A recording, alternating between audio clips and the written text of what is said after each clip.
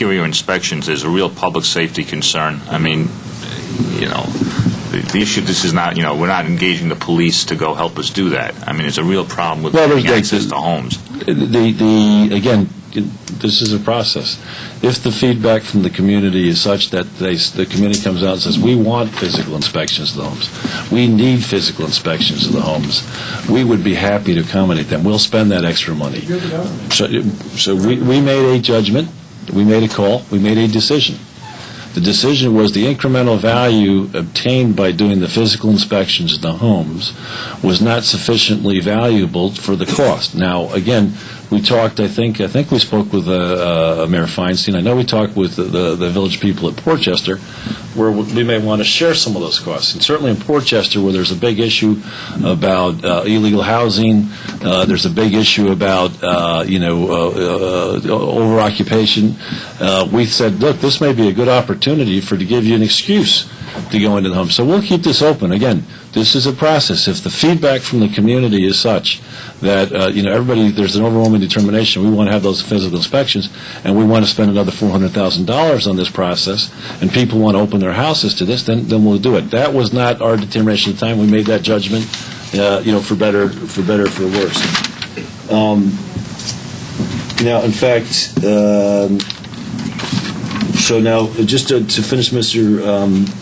I'll save your question for last, Mr. Markowitz, but in terms of the prior value and actual values, are they, I think Mr. Santon was saying that they're not on your website. Is that correct? I assume they are. He did state that he went through the website and got the old to new and created a sheet. I'm not sure how he did that if they weren't, but if they aren't, we can get them up. I went to 3 different databases to do it. I can find So you're saying that, so last year's value versus this year's value is not on the... What I'm saying is he's got one set of values at any given time. He's only got building, outbuildings, and land. So we should change that, and we will. It's easy to change. I wasn't aware of that. No, thank you again. I had to go to your PDF on your website to get it. Sure, I understand. I had to cross-reference 120 properties with 3 different databases. No, we don't want, look, again, actually, there was some comment about burying our information. There's no intent to bury the information. The information's always been available at the town. The question was, what's the need to have it online? Now, to be fair, I received 2 emails 3 months in saying, let's get this from the home, Mr. Abel, Mr. Santon. We did not get an overwhelming number of requests at the time. You'll have a chance to talk. Overwhelming number of requests at the time for have it online. So I want to say, but we're not burying anything. It's 1,000% transparent. 1,000% transparent. We are not going to hide anything. No one in this government. I'm a volunteer. And I'll tell you what, it's going to be 1,000% transparent. Anything that happens in this town will be known throughout the community. And so we weren't attempting to bury anybody. I made a decision not to confuse the public in what can be a confusing process. That was my decision. And at the end of the day, as soon as it came out in the paper, we decided that the cost of being perceived as non-transparent was much in the process, because this needs to be a credible process. We need to be perceived as credible. If we're not perceived as credible, then ultimately the whole process implodes. So we need to get confidence to the people that what we're doing is, 1, accurate, and 2, fair. And so we put it on immediately after the article came out in the newspaper. So I'm happy with that decision. And by the end of the year, we'll have all the data, on the Vision website. It's a process. Let me just, because you had some other very good questions. I think the big questions were relating to Byron Ridge, and I think a very fair question. Why did the land values go up 20% from the initial notice to the second notice? And I think, there may have been some comment in one of the meetings that sales had been used in that process, but I agree with Mr. Sand. That's hard to believe since you had the sales at the first time around. But maybe they weren't. Maybe you can explain better. So the first question, why did now, and I want to be clear for the people at home, the land values went up 20%, but the assessments didn't go up 20%. They would have gone up somewhere between 5 and 8%. But still, that's too much, and again, appreciate the surprise. Can you just help us understand why certain segments of our community, they would have gone up from the initial tentative roll to the second? The informal hearing phase is a phase. It is not just to hear individual complaints. It's to gather information, listen to people, and not to turn a deaf ear on people who talk to us about this phase. The Byram Ridge area, just to be clear, decreased by 1% from last year's roll overall. It did not increase overall. It decreased by 1%. March or May? There was no March roll. Those are preliminary values that we had last year's roll. I believe it's 2009. Well, from last year to this year, right? Last year to this year, they went down at 1%, which is consistent with the Village of Rye book decrease in value. Several people brought to our attention at the informal hearings that if my property land is X, how can Byram Ridge be this number?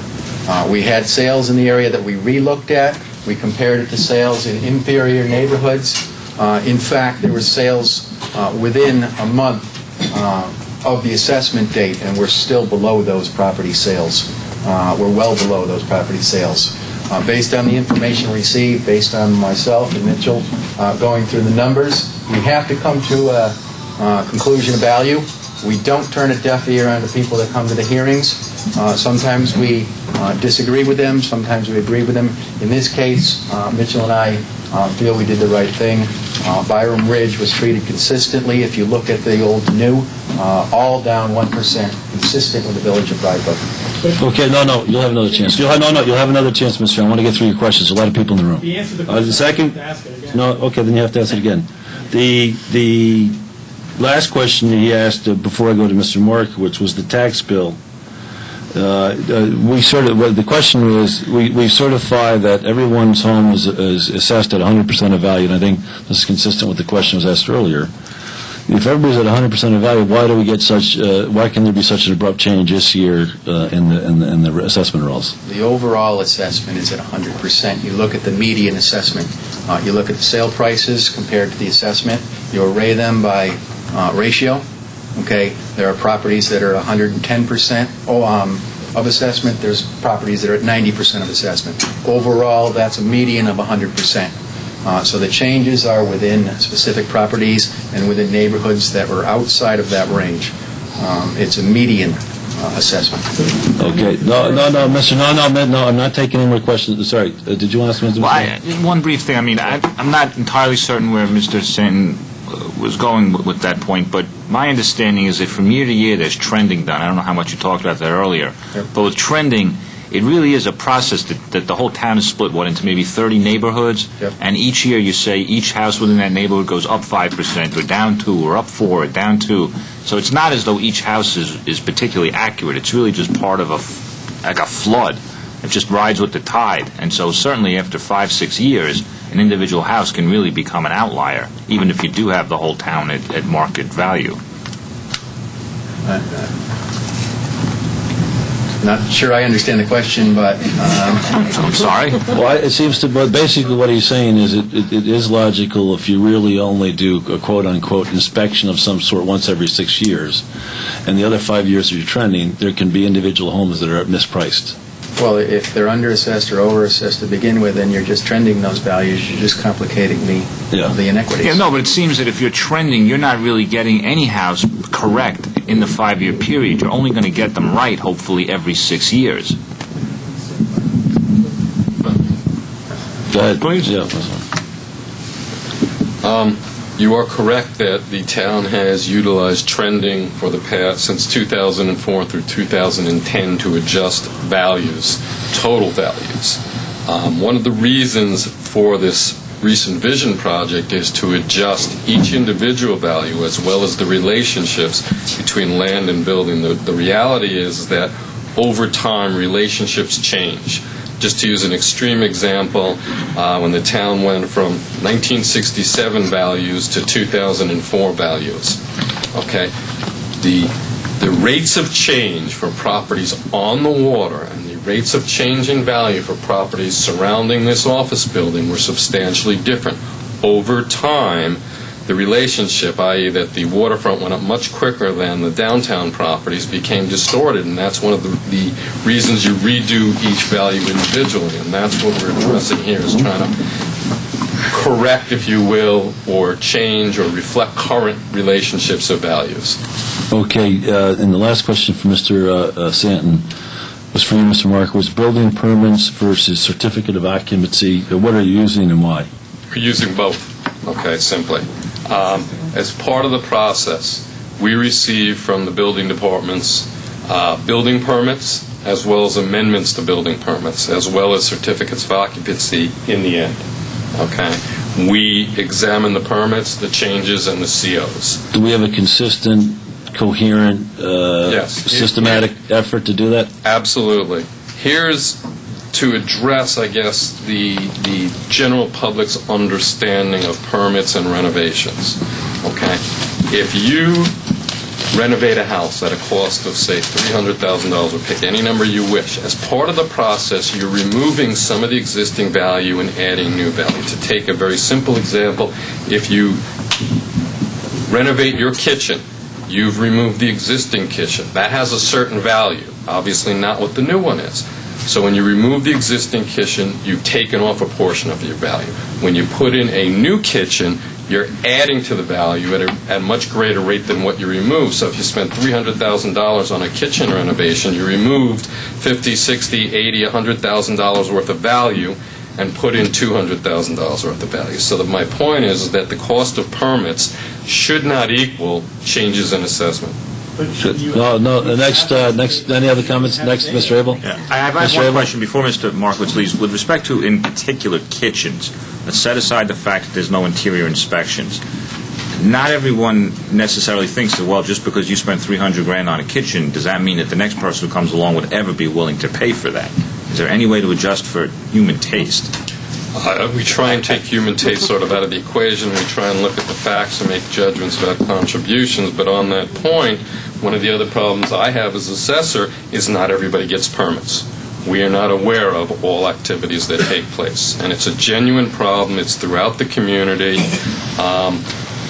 Those are the kinds of issues that I think going forward the entire community needs to address, not just the town, because we're all participants in this, all the villages, as well as the town. Thank you, Mr. Markowitz. Mr. Did you want to go up? I'm sorry, I couldn't hear, and on top of that, when Mr. Arnold was speaking, I couldn't follow his explanation of the difference between, the cost with the historical cost and the valuation. Okay. So not hearing him.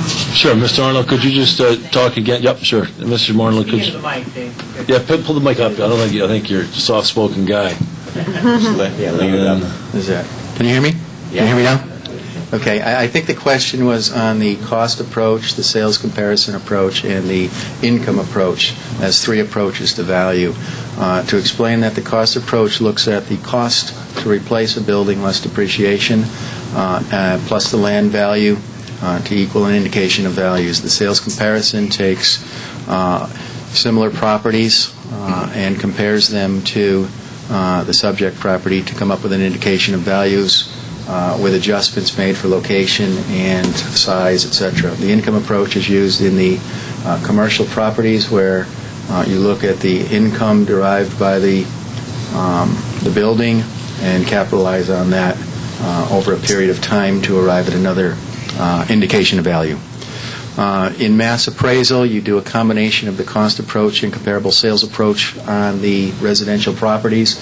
You develop an initial cost of the structures, and all things being equal, two buildings should be the same value, whether they're in one area of town or the other. The other component is the land, and that is extracted from the sale price of the buildings in the different locations. A value model is built to value the universe of properties, which is a combination of the cost and comparable sales approach. Okay. I didn't understand the exchange about replacing a 1920s house.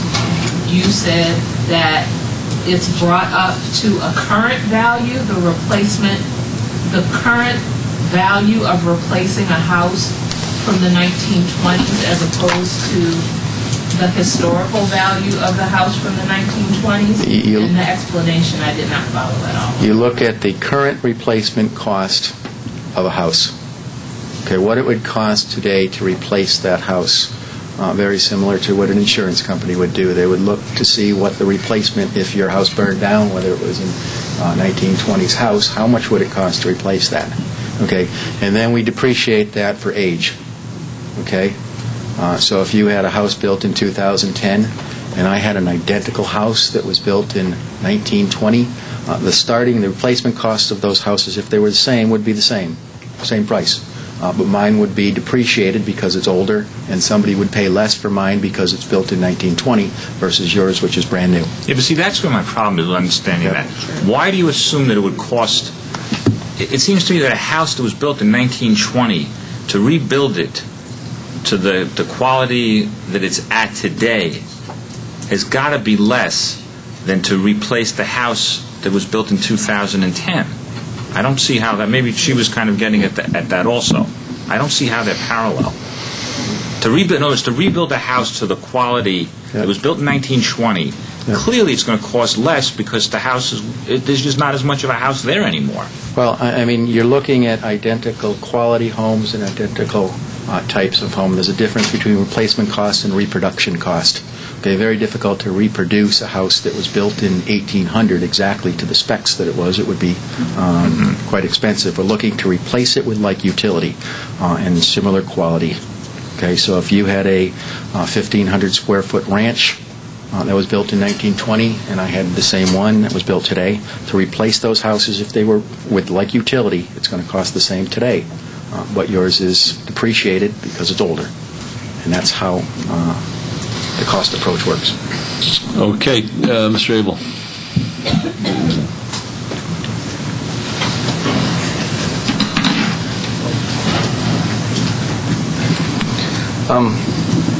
Just state your name and address for the record, please. Richard Abel, Quintard Drive, Portchester. I first want to state that I've been for reval since I built my house 25 years ago. I'm also a licensed real estate broker. I'm also done programming in computers and have sold software back in the 80s, but that's what I find. It's sort of like deja vu here. In 2004, when the previous administration hired MJW, there were lots of questions and lots of problems with that system. And I remember, since I'm also the Westmore News, I published a paper, one of my biggest selling papers, with all the values in Portchester and Rybrook of what they were, with an adjusting factor, and what the new values were. What I find is a problem here, as it was 6 years ago, is that nobody seems to be going and looking at, this was the values last year, here's the values this year, and let's look at all the ones that stand 20% off of norm, or what was last year. Let's take a second look at them. And that's what happened 6 years ago under MJW. I remember just publishing the top 100 properties that the values had changed so large. Some were millions of dollars. The problem becomes the company that's doing it is not going back and doing a second look at the outliers, the ones that don't fit. Sorry, actually, nothing can be further from the truth, first point. Nothing can be further from the truth. But why don't you ask a question, then we'll answer it. I'm working on it. Okay. Okay. My question, I have a number of things and yeah, so the question is, do you go back and look at the historical data and the outliers? That's the first question. Okay, and I can tell you the answer. I'm going to anticipate the answer. Yes, we do. So what you just said was absolutely false. But ask your question, but I'll let Mr. Arnold answer it better. Okay, and so you run it through a computer program that says this is last year's values, this is this year's values, and it's more than 20% out, and so we're going to send somebody there to make sure that what's absolutely there. That's why I have to say, I'm a little. I apologize for getting a little bit peeved. But when you talk about deja vu, nothing could be further from the truth. When you talk about, because I see how hard these people worked, and when you make a statement that's factually incorrect, it upsets me. And so I prefer you just ask the question, and then we'll find out the answers. And then you can obviously compare don't like the your things experience. that I've done, such as transparency and allowing the people of the town of Rye to see all the data. Obviously, that was a big concern to you. I personally think that the more data you show, the better it is. Okay? And your decision to stop that is not the right decision. But the real point here was when you changed your mind, after anybody could do anything. And this meeting right now, with the few people, now I'm talking deja vu. I remember under the Morbido administration and Michelle, you were there. You weren't there, actually. No town elected official was there. At the middle school, had 600 people there. That was earlier in the process when people could do something about it. I guess we should thank God there's elections, because this is why this is here. Otherwise, I don't know if this would have happened. I think this meeting should have been a month ago, when the people could do something about it. But this is almost a joke. There's 12 people here that's all. I have to say that the Rye Brook Village Board, 4 of them were here. Okay, they're interested. It obviously affected their village heavily. What I find ironic is on such an important topic, it's deja vu, like at the middle school 6 years ago when not one single town elected official showed up except for Mitchell. Okay, well, he's not elected. And we're missing 2 people here. Okay, if this is so important, but it's not. That's the point. Nothing's going to happen. And I don't think anything will happen next year, because we only do this once every 6 years. Once every 6 years we go through a total reval. That's the law. That's the way it's set up. Next year all we do is adjust. Now, the assessor has the right to change assessments, obviously, and he can do it on a whim and whatever basis, but this is a broad spectrum of reval, and we're not going to be, whatever we discuss tonight doesn't matter, because it's not going to happen for 6 more years. And Supervisor Garvin, who knows if you're going to be here? Okay, it might be a different board. Probably will be. But my hope, my thing here is that I have a problem that I just don't feel from the complaints that were made to me. And by the way, another thing is that people who may not complain to you, because the power to assess, although the term is the power to tax is the power to destroy. In this case, this town has the power to assess, which does impact our taxes, and that's the power to destroy. And people don't come forward to you to tell you what their complaints are, because they are honestly scared. Okay? They worry that there could be repercussions. I get those people calling me, and that's why I wrote that column. Okay? Because there were people complaining to me, maybe not to you. Now, on the other note, on checking the outliers, is there any of the numbers? I'm asking, what are the numbers? How many outliers were there? How was it checked? Did they go door to door to check? Because that was a big complaint back in 2004. So I see that you're defending your process, yet you're taking blame for it as well. I would argue I'm taking responsibility. And again, I have no compunction. If the people in the town of Rye think this is an absolutely horrific process, please be my guest. There's an election in November. I'm not hell bent on being town supervisor. I'm hell bent on trying my best, my level best, to make this role as accurate as possible, and to make this process as fair as possible. I apologize for getting upset, but when you compare this process to the process that took place, I have to take issue. But let you finish your. And when you say nothing's going to happen, I just have to say, I think if you look at the totality of our administration, to say that nothing's happened in our administration, that it hasn't been wholly transparent, to say that there's been no change in this administration, it's just for me. I didn't say that. All the time. No, but you're saying about this process. Yes. And I'm sorry. Mr. Gelfarb and I, we put out an RFP.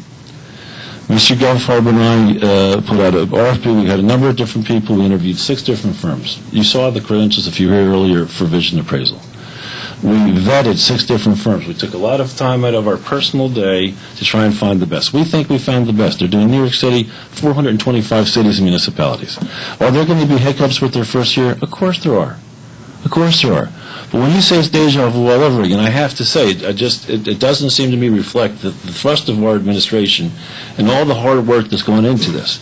And so, so I don't mean to get upset. I apologize. I shouldn't get upset. But I do think that and I will guarantee you, as long as I'm in office, we'll work to make this better. And you make some good suggestions, which I'll address in a second. But it will change. It will change. I've openly admitted we made a mistake, as you say. This is a day short and a dollar late, whatever so I couldn't agree with you more. Okay. But, I didn't have to sit here, and I didn't have to have the board sit here, but I wanted to do it. And I wanted to be transparent. It's got nothing to do with an election. It's got to do with doing the right thing. And quite frankly, and I can't thank Mr. Santon enough for his hard work. I can't thank you enough. If you look at the Rytown Park Commission, I'm sorry to get up on a soapbox. Our Rytown Park administration has done better because of constituent feedback. Our administration, Rytown Park, and Mayor Feinstein's on that board, has improved 300% because of the constituents. So I'm confident that this process and our role is going to improve 100% because of Mr. Santon's time and effort he's taken into it. Because of the time and effort you take into it. Como se dice en español, todo hijo de vecino tiene derecho a equivocarse. Everybody's neighbor's kid has a right to make a mistake, not your kids. So I'm not pretending it's a perfect process, but what I am committed to is making it full of integrity and as equitable as possible. Done? Yep. Elections, they would do wonders. But my point is that your platform 2 years ago, was about MJW and how bad it was. And you should have learned from that how bad it was and not made these mistakes now. Now that's an attack on the whole board, not just you. But what I'm trying to say is that it is deja vu. That's what I heard 6 years ago. That we'll learn from our mistakes. Well, the mistakes have already been made, and we shouldn't be making them again. This meeting, this process should have started a month ago or more. It should have been more open, and you should have had more feedback, and you wouldn't have 12 people who actually have concern here. You would have had 600. And that would have changed a lot of things. Well, maybe not 600. We're in a down economy, so assessments go down, and people usually don't complain when they go down. But, I've always been for revale. For 25 years, I've been for revale. I saw how screwed up it was the old way, and I've been working toward it. I actually credited Mr. Morbido for doing it. Politically, it was a dangerous thing. It probably is what didn't help him get elected or reelected, but he had the guts to do it, and it was the right thing, and it's still the right thing. But not everybody's going to be happy, but you got to work on making it as fair for everybody as possible, and not doing things after the fact. You have to look ahead and do them before the fact. And whether it's the Byram Ridge problem or whatever, these are the things that's what I hear from people who say, oh my gosh, what do? I got it so late, I can't do anything about it. And yes, you can wait a year and go to the bar, but a year down the road, in the meantime, you've already paid this year's taxes. Okay? Thank you very much. Thank you, Mr. Abel. I'm going to take a couple of these points and I'll turn it over to Mr. Arnold. First of all, I would argue that there have been some mistakes in the process, and some of the complaints are legitimate. But I don't think that, in my view, the complaints are of substance, right? In other words, if we'd had it to do over again, we would have had 2 sets of informal reviews. People did get their evaluation, their assessment in time to grieve. So if people wanted to grieve, they did indeed have time. I guess that's the first point. Second point, I don't think they really want to say it, but I think part of the reason we had as much change as we have is because the MJW reval in the first place was faulty. And I think, quite frankly, we've been spending the last 4 years trying to improve on the numbers that we have, which is why we went to all the expensive aerial photography, curbside photography. I think the initial reval was done incorrectly. The third thing is there wouldn't be 600 people in the room, in my view, because I don't think there's that much consternation with what's happened here. So at the end of the day, I'm defending the credibility of this process. I think it is credible, and people are prepared. I'm perfectly happy for people to take a different view. What I am committed to is any mistakes we have to uncover them and write the data as quickly as possible. Sorry, Mr. Arnold, did you want to answer his question about the outliers, please? If I'm not mistaken, you're talking outliers of somebody who went down a certain percent and up a certain percent, correct? That is checked quite over and over again. What we do is we take the old value, we take a new value, put it in Excel, we sort it, look at both ends. We also put it on GIS. Okay, the GIS has thematic maps we can put on. We can look at areas of town that might be considered outliers, certain areas that might indicate that why is this going up or this going down. Sorry about that. And that is done. And I assure you,